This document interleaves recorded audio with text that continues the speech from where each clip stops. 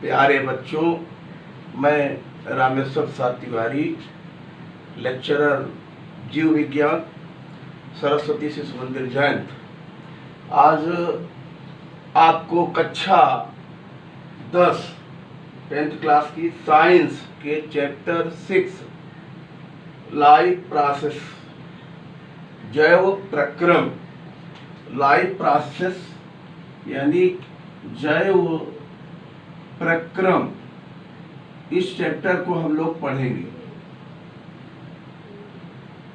Life process, जैव प्रक्रम। देखिए, सभी जीवधारी, ऑल लिविंग बीइंग्स में मेटाबॉलिक प्रोसेस चलती है, उपचय और अपचय, एनाबॉलिज्म एंड कैटाबॉलिज्म, ये दोनों क्रियाएं साथ साथ चलती हैं। साथ ही जो लिविंग बीइंग्स हैं, सजीव हैं, वो आप जानते हैं कि कुछ जो क्रियाएं करते हैं, जैसे श्वसन है, उत्सर्जन है, पोषण है, परिसंचरण है, पौधों की बात प्रकाश संश्लेषण है, और क्रियाएं पौधे भी करते हैं सब। तो इस तरीके से जो सजीव कह लीजिए और निर्जीव, इन दोनों के बीच काफ़ी डिफरेंस पाया जाता है। सजीव जिस तरीके से ये क्रियाएं करते हैं, पोषण, श्वसन, उत्सर्जन, परिसंचरण, प्रकाश संश्लेषण, परिवहन, वाष्पोत्सर्जन, ये सारी क्रियाएं सजीवों में होती हैं। दूसरी तरफ अगर देखें तो जो निर्जीव होता है उनमें क्रियाएं नहीं होती हैं। निर्जीव वृद्धि विकास भी नहीं कर सकता, निर्जीव प्रचलन नहीं कर सकता, मूवमेंट उसमें गति नहीं हो सकती, श्वसन नहीं कर सकता, परिसंचरण की क्रिया नहीं देखने के लिए मिलेगी। ये सारी क्रियाएं दोनों के बीच कह लीजिए डिफरेंस, अंतर पैदा करती है। तो लाइफ प्रोसेस यानी जैव प्रक्रम से अभिप्राय है कि जीवों के अंदर होने वाली जो उपापचयी क्रियाएं हैं, जो वातावरण से ऊर्जा को ग्रहण करके अपने जीवन को चलाती हैं, सारी उपापचयी क्रियाओं को चलाती हैं, जिसके लिए उनको ऊर्जा की आवश्यकता होती है, वो प्रोसेस जो है लाइफ प्रोसेस कहलाती हैं। इस लाइफ प्रोसेस में मुख्य रूप से जो आपको जानना जरूरी है वो है न्यूट्रिशन यानी पोषण। न्यूट्रिशन का मतलब है पोषण। दूसरा है रेस्पिरेशन यानी श्वसन।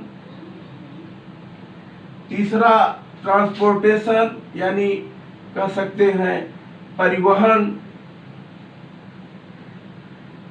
और एक्सक्रेशन यानी उत्सर्जन। ये क्रियाएं अनिवार्यतः होंगी। न्यूट्रिशन यानी पोषण। पोषण का मतलब होता है, ध्यान रखेंगे, कि जीवधारियों का भोज्य पदार्थों को प्राप्त करना, फूड मटेरियल्स को, और उनका यूटिलाइजेशन, उनका उपयोग करना, उनका पाचन करना, उनका शोषण करना, और उससे उनको क्या मिलती है? एनर्जी मिलती है, ऊर्जा मिलेगी, और उससे उनका जीवन चलता है, उनकी उपापचयी क्रियाएं चलती हैं। तो पोषण अनिवार्य क्रिया है, उसी के द्वारा वो अपने आप को जीवित रखेंगे, चाहे एक कोष की हो या बहुकोष की। दूसरी तरफ रेस्पिरेशन। रेस्पिरेशन माने श्वसन। श्वसन जानते हैं कि एक अपचय क्रिया है। इसमें भोज्य पदार्थों का ऑक्सीडेशन होता है, जो पाचन के बाद में अवशोषण होने के बाद मुख्यतः रॉ मटेरियल के रूप में ग्लूकोज होता है, और ग्लूकोज का ऑक्सीजन की उपस्थिति में या अनुपस्थिति में कह लीजिए कि विघटन होता है, जिससे ऊर्जा की प्राप्ति होती है। वही ऊर्जा जीव के शरीर के अंदर कार्य करती है। परिवहन। परिवहन जानते हैं कि जीवधारी जो एक कोश की हैं उनमें तो बहुत ज्यादा परिवहन की आवश्यकता नहीं है, एक कोशिका के अंदर ही सारी क्रियाएं चलनी है। परंतु जो बहुकोश की जीव हैं, जैसे स्वयं मनुष्य को ले लीजिए, बड़े वृक्षों को ले लीजिए, पेड़ पौधों को ले लीजिए, जो बहुकोश की हैं, उनमें एक समस्या ये भी आती है कि भोज्य पदार्थों को शरीर के विविध भागों तक पहुंचाना। जैसे मनुष्य में ही आहार नाल के द्वारा जब भोजन पचित होकर अवशोषित हो जाता है छोटी आंत में, तो वो रक्त के माध्यम से शरीर के संपूर्ण कोशिकाओं तक पहुंचाया जाता है। इसीलिए रक्त परिसंचरण तंत्र का भी अध्ययन करते हैं। पौधों में जानते हैं परिवहन तंत्र के रूप में जाइलम और फ्लोएम होता है। पौधों में जाइलम के द्वारा क्या होता है, जड़ों द्वारा अवशोषित जो जल होता है वो पौधे के विविध भागों तक यानी ऊपर की ओर पत्तियों तक मुख्यतः पहुंचाया जाता है, क्योंकि पत्तियां प्रकाश संश्लेषण करेंगी। और पत्तियों में जो भोज्य पदार्थ बनता है वो फ्लोएम के द्वारा जड़ों तक पौधे के विविध भागों तक पहुंचाया जाता है। यानी जाइलम का प्रवाह परिवहन हमेशा अप डायरेक्शन में ऊपर की ओर होता है, लेकिन फ्लोएम का जो प्रवाह है वो चौदिशीय चारों तरफ होता है, सभी भागों को जाता है। लास्ट उसमें लाइफ प्रोसेस में उत्सर्जन का मतलब है जीवों के शरीर के अंदर उपापचयी क्रियाओं के दौरान बने हुए नाइट्रोजिनस सब्सटेंस, नाइट्रोजिनस उत्सर्जी पदार्थ, नाइट्रोजिनस अपशिष्ट पदार्थ, उनको शरीर से बाहर निकालने की क्रिया उत्सर्जन कहलाती है। ध्यान रखेंगे, मेनली जो यूरिन हम लोग विसर्जित करते हैं वो उत्सर्जन होता है। तो इस तरीके से कहने का मतलब ये लाइफ प्रोसेस में पहले तो ये चारों बिंदुओं को ध्यान में रखेंगे, ये क्लियर होना चाहिए। अब इसमें सब पढ़ने हैं आपको, पोषण पढ़ना है चैप्टर के अंतर्गत, श्वसन पढ़ना है, परिवहन पढ़ना है, उत्सर्जन पढ़ना है। सबसे पहले पोषण की बात करेंगे, न्यूट्रिशन की। पोषण अभी हमने बताया कि पोषण जानते हैं कि सजीवों का मुख्य लक्षण है। सजीव ही केवल पोषण प्राप्त करते हैं, जानते हैं, चाहे एक कोष की हो या बहुकोष की।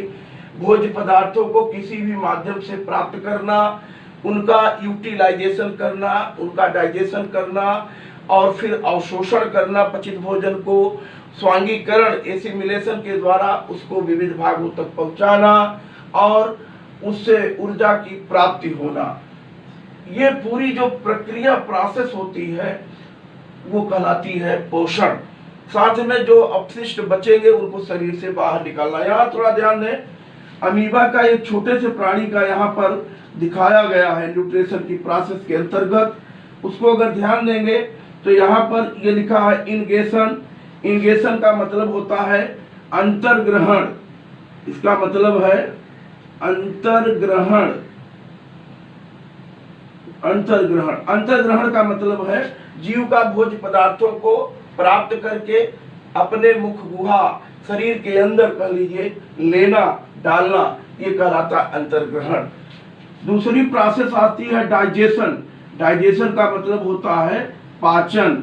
पाचन का मतलब क्या है, भोजन के रूप में ग्रहण किए गए जटिल कार्बनिक पदार्थों का विभिन्न पाचक एंजाइमों के द्वारा सरल अणुओं में टूटना, जो अवशोषित हो सके आहार नाल की दीवार से, वो कहलाती है प्रक्रिया पाचन। तीसरी प्रक्रिया अमीबा का चूंकि यहाँ लिखे हैं, अगर बड़े जीवों में लेंगे तो ये प्रक्रिया यहाँ पर बढ़ जाएगी, वो होगी एब्जॉर्प्शन। ABSORPTION।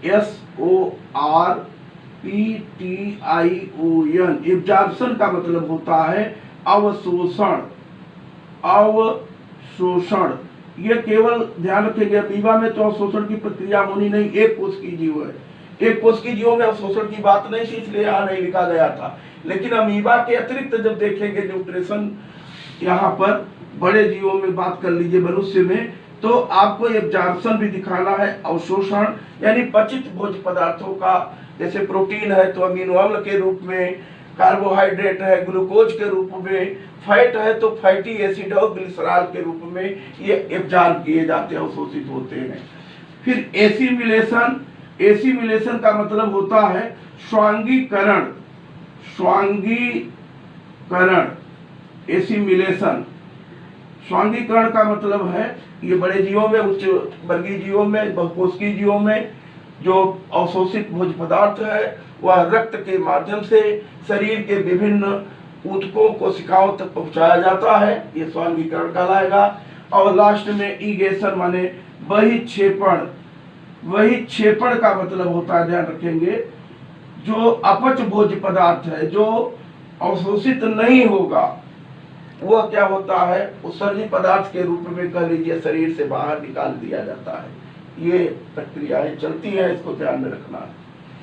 अब यहाँ पर पोषण की जो प्रक्रिया होती है वो मुख्य रूप से दो प्रकार की होती है जीवों में।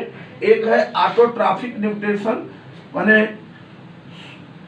स्वयं पोषी कह सकते हैं, स्वपोषी, स्वपोषण, स्वपोषी। और दूसरा हेटेरोट्रॉफिक माने विषम पोषी, विषम पोषी। ऑटोट्रॉफिक स्वयं पोषी, स्वयं पोषी का मतलब होता है कि ऐसे जीवधारी जो स्वयं अपना पोषण प्राप्त करते हैं, यानी प्रकाश संश्लेषण की क्रिया के द्वारा समस्त हरे पेड़ पौधे अपना भोजन बनाते हैं। ये प्रक्रिया कहलाती है, ध्यान रखेंगे, स्वयं पोषण की प्रक्रिया। ये ऑल ग्रीन प्लांट समस्त हरे पेड़ पौधे प्रकाश संश्लेषण की क्रिया के द्वारा भोज्य पदार्थ बनाते हैं। क्या आप जानते हैं कि कोई जंतु भी ऐसा है जो प्रकाश संश्लेषण की क्रिया के द्वारा भोजन बना सकता है? मुश्किल होगा आपको बताना। युगलीना, युगलीना का नाम ध्यान रखिएगा। ऑल ग्रीन प्लांट तो समस्त हरे पेड़ पौधे हो गए, इसके साथ ही एक जंतु है युगलीना, वो भी, उसमें भी क्लोरोप्लास्ट पाए जाते हैं, इसलिए वो भी प्रकाश संश्लेषण करके अपना भोजन बनाता है। काफी लंबे समय तक युगलीना की स्थिति विवादास्पद थी कि उसको जंतु में रखें कि उसको पौधे में रखें। एक समय उसको पौधों में रखा गया था, युगलिनोफाइटा ये बनाया गया था डिवीजन। बाद में उसको देखा गया नहीं, इसमें सेलवाल नहीं है और ये जंतु सदृश भोजन भी होलोजोइक न्यूट्रिशन करता है, तो इसलिए बाद में इसको क्लासिफाइड किया गया एनिमल किंगडम के अंतर्गत। ये प्रकाश संश्लेषण की क्रिया जो होती है, यहाँ लिखा है फोटोसिंथेसिस यानी प्रकाश संश्लेषण, अक्सर परीक्षा में 10वीं के किया जाता है। प्रकाश संश्लेषण आगे डिटेल में एक बार और देखना पड़ेगा आपको, यहाँ थोड़ा ध्यान देंगे, मैंने लिख दिया है फोटोसिंथेसिस प्रकाश संश्लेषण। प्रकाश संश्लेषण का मतलब है प्रकाश की उपस्थिति में भोज्य पदार्थ का निर्माण कौन करेंगे? ऑल ग्रीन प्लांट, यानी समस्त हरे पेड़ पौधे। देखिए इसी से यहाँ पर उसका समीकरण लिखा है, रासायनिक समीकरण, इसी से अगर ले तो बन जाएगा। क्लोरोफिल किन में होगा? ऑल ग्रीन प्लांट में, समस्त हरे पेड़ पौधों में। तो समस्त हरे पेड़ पौधे सूर्य की प्रकाश की उपस्थिति में, प्रेजेंस ऑफ सनलाइट, क्या चाहिए उनको? जल और कार्बन डाइऑक्साइड, जल तथा कार्बन डाइऑक्साइड की सहायता से अपना भोजन ग्लूकोज के रूप में बनाते हैं। ये C6H12O6 ग्लूकोज है, इसका निर्माण करते हैं। और प्रकाश संश्लेषण की क्रिया में ध्यान रखेंगे प्राणदायिनी ये ऑक्सीजन निकलती है। क्या निकलती है? ऑक्सीजन। ये ऑक्सीजन निकलती है, जीवनदायिनी है, सभी के लिए आवश्यक है, श्वसन के लिए ये निकलती है। तो समीकरण क्या हुआ? 6CO2 + 12H2O, presence of sunlight, chlorophyll, C6H12O6 + 6O2 + 6H2O। क्या आप जानते हैं निकलने वाली जो ऑक्सीजन है इसका स्रोत क्या है? ये जो प्रकाश संश्लेषण की क्रिया के द्वारा निकलने वाली ऑक्सीजन है, इसका स्रोत पानी है। ध्यान देना, ये क्वेश्चन आ भी जाता है नीट में और नर्सिंग में, बहुत ढेर सारे एग्जाम में पूछा जाता है। लोग कार्बन डाइऑक्साइड से लिख देते हैं, ऐसा नहीं है। यहाँ पर ध्यान रखेंगे प्रकाश संश्लेषण की क्रिया में निकलने वाली ऑक्सीजन का जो स्रोत है वह क्या है? वो क्या है? पानी है, जल, जल से निकलती है। हमेशा याद रखना, गलत ना हो। प्रकाश संश्लेषण की क्रिया 2 चरणों में पूर्ण होती है, लाइट रिएक्शन और डार्क रिएक्शन। लाइट रिएक्शन की क्रिया ग्रेना में होती है, डार्क रिएक्शन की क्रिया स्ट्रोमा में होती है। और प्रकाश संश्लेषण की क्रिया में 10वीं लेवल में पूछ देता है कौन से रॉ मटेरियल प्रयोग होते हैं, ये भी प्रश्न कई बार आया है। तो आप ध्यान रखेंगे प्रकाश संश्लेषण की क्रिया में जो कच्चा माल प्रयोग होता है, रॉ मटेरियल ऑफ फोटोसिंथेसिस, वो कौन कौन सा है? एक तो है कार्बन डाइऑक्साइड चाहिए, दूसरा क्या चाहिए? पानी चाहिए, तीसरा क्लोरोफिल जो उनकी पत्तियों में उपस्थित है, इसलिए हरे रंग की है, हरे रंग की पत्तियां होने का कारण क्लोरोफिल है। और चौथा उनको क्या चाहिए? सनलाइट चाहिए। ये चारों ध्यान रखेंगे महत्वपूर्ण जो है कच्चे माल हैं जिनका उपयोग करके समस्त हरे पेड़ पौधे प्रकाश संश्लेषण की क्रिया के द्वारा भोज्य पदार्थ का निर्माण करते हैं। अब आइए दूसरी तरफ हेटेरोट्रॉपिक न्यूट्रिशन की बात करेंगे।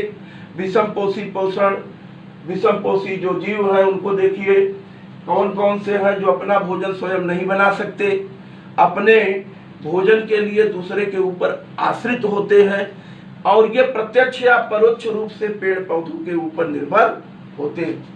तो ये हेटेरोट्रॉपिक न्यूट्रिशन को भी अध्ययन करेंगे 3 भागों में।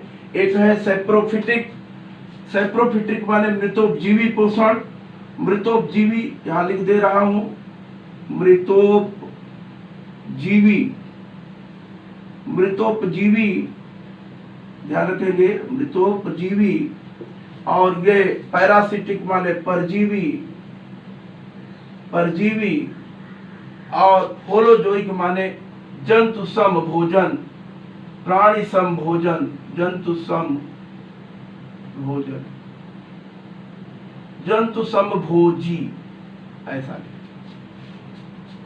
सैप्रोफिटिक ऐसे जीव जो सड़े गले कार्बनिक पदार्थों से अपना भोजन प्राप्त करते हैं, क्योंकि क्लोरोफिल नहीं होता है। जनरली पूरा फंजाई ग्रुप ही ले लीजिए, कवक समूह जैसे ईस्ट है, ये सब क्या करते हैं अपने भोजन के लिए प्रत्यक्ष कर लीजिए सड़े गले कार्बनिक पदार्थों से प्राप्त करते हैं, उन पर निर्भर होते हैं।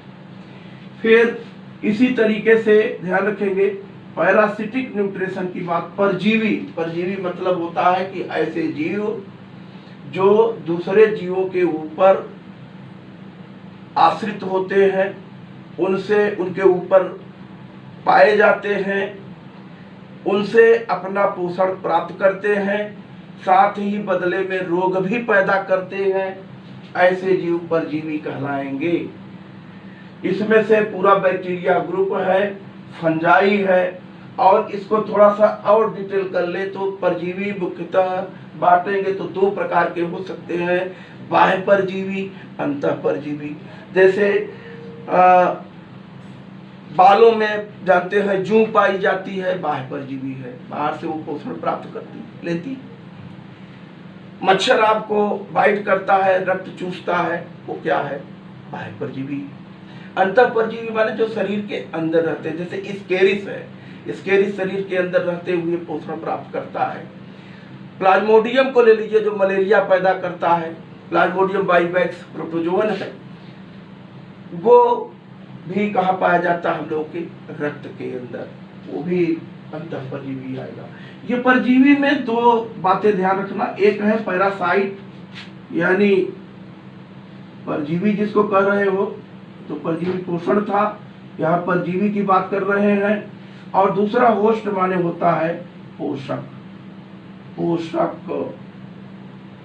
होस्ट मतलब पोषक, परजीवी, ये दोनों के बीच काफी रिलेशन होता है। परजीवी जो पोषण लेता है, जो आश्रित होता है होस्ट के ऊपर, और होस्ट पोषक जो जिससे पोषण लिया जाएगा।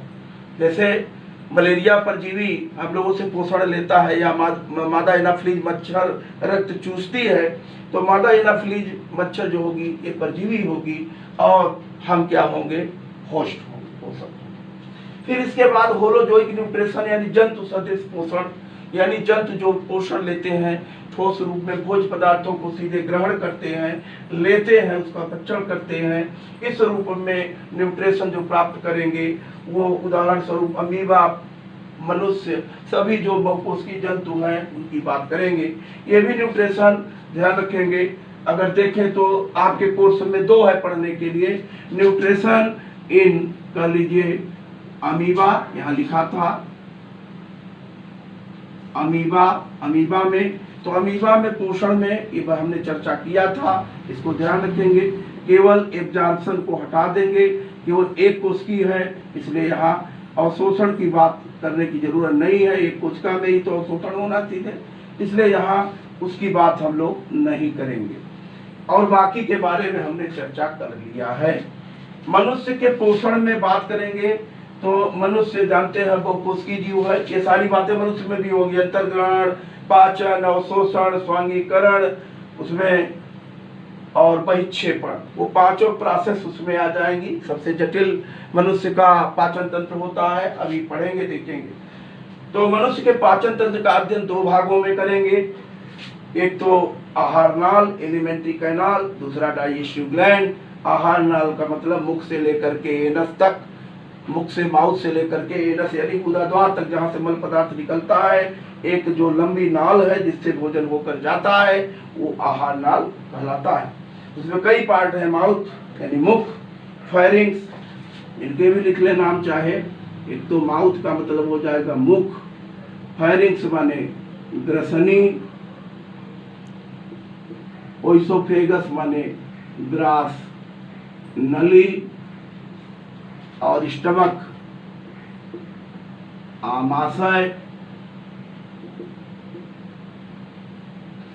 स्मॉल इंटेस्टाइन छोटी आंत, लार्ज इंटेस्टाइन बड़ी आंत।